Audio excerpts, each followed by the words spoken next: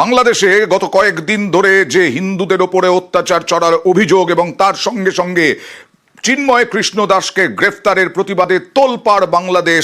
আজকে বিজেপি শুভেন্দু অধিকারীর নেতৃত্বে বাংলাদেশ ডেপুটি হাইকমিশন অভিযান এবং রবীন্দ্র সদন থেকে শুরু হয়েছে এই ডেপুটি হাইকমিশন অভিযান এবং সেখানে গিয়ে তারা প্রতিনিধি দল তারা দেখা করবেন। কথা বলবো প্রতিনিধি পারাদীপের সঙ্গে। কি বক্তব্য?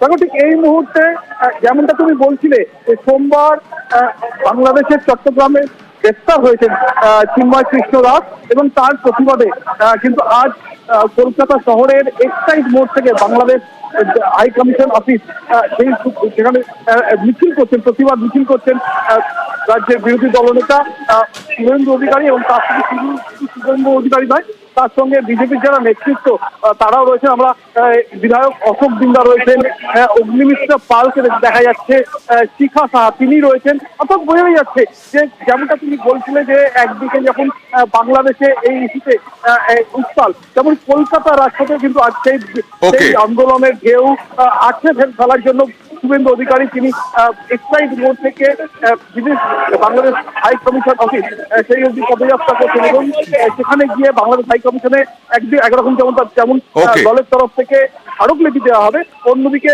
চিন্ময় কৃষ্ণ দাসের অবিলম্বে মুক্তির জন্য কিন্তু জোরালো সওয়াল করবেন, এমনটাই কিন্তু জানা যায়। বেশ।